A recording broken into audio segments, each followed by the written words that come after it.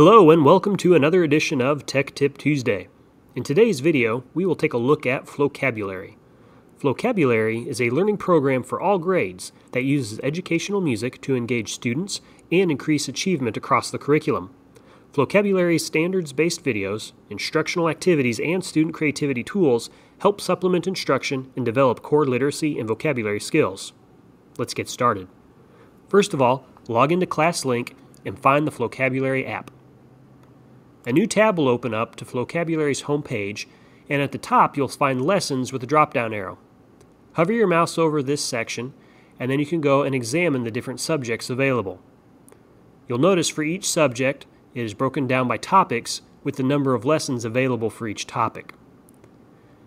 Now remember, it's important to preview any videos that we see before assigning them to students to determine if they can be shown in regards to state laws and guidelines.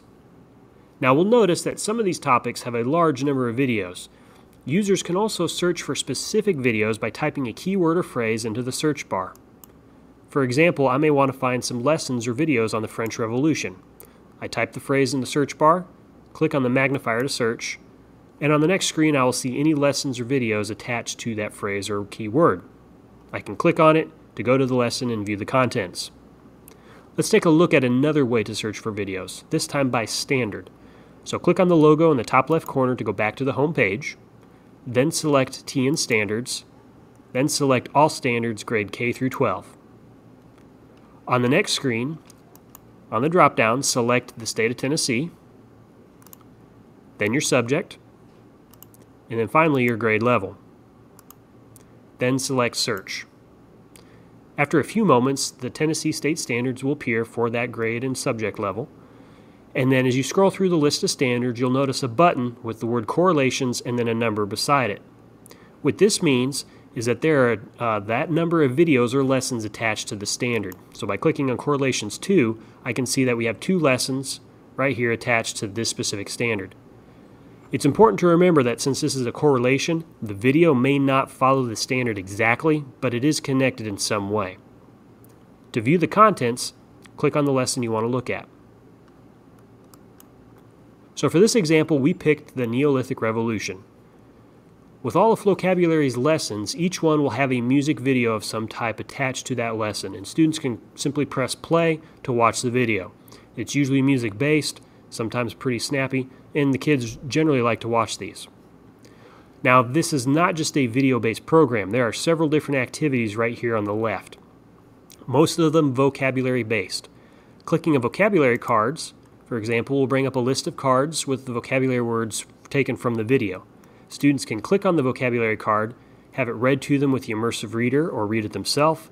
They'll have a picture attached, and then at the bottom they have the ability to write with this word. So they click on that, they can go ahead and write a sentence, give an example to show that they understand the meaning. They can also change the background color wherever they write. And some of these vocabulary cards will also allow them to draw. And what this is, they just draw a picture of the vocab word or an example of it. Sometimes this differs a little bit, slightly differs depending on the word, but you get the gist. Another activity is the vocab game. Now this one is a drag and drop activity where the students, when you hit start, they'll notice that there's a music beat that goes along with it. And then the students will have to drag the vocab word to the correct spot. And as you'll notice, they have a score up here at the top. And as they increase and get correct answers, they'll have different parts of the song added to it. In this case, the next one would be clapping. We got a guitar, drums, keyboard, a different type of drum. This all varies based on the video. If the students get all 14 or however many questions they have correct, then they will have the entire beat. So it's kind of a little bit of a reward for them, instead of just getting all the questions correct. Another activity is breakdown, where they have sample questions connected to the topic, and then also they can look for 2 clips from the video that illustrate the difference or whatever the question may be. It requires them to go back to the video and find a clip that matches this question. Read and respond is very simple. They have a text to read and questions that go along with it. This particular activity has 4. Sometimes they may have more or maybe less. Then you have quiz, which is a sample 10-question multiple choice quiz, something that students are very familiar with. And then the last one is Lyric Lab. And Lyric Lab is unique to Flocabulary because it gives them different steps, and basically they're going to create their own music, their own lyrics to their topic.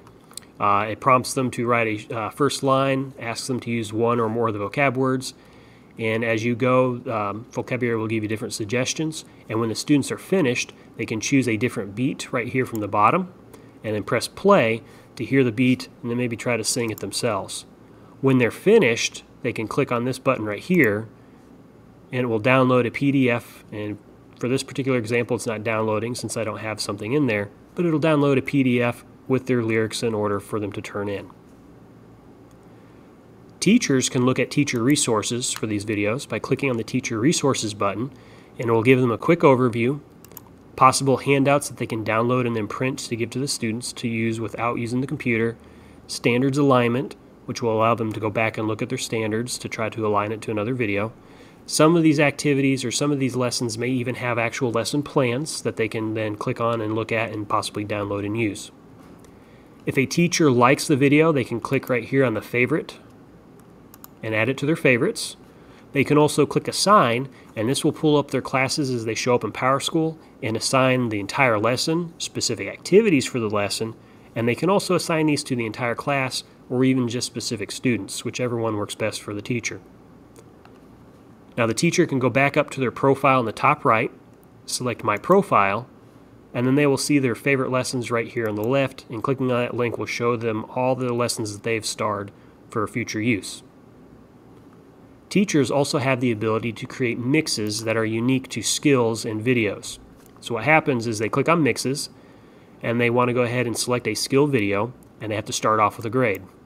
All grades is default. Select the grade you want to look at, and then you'll see a list of skills that Flocabulary has determined is connected to their grade level.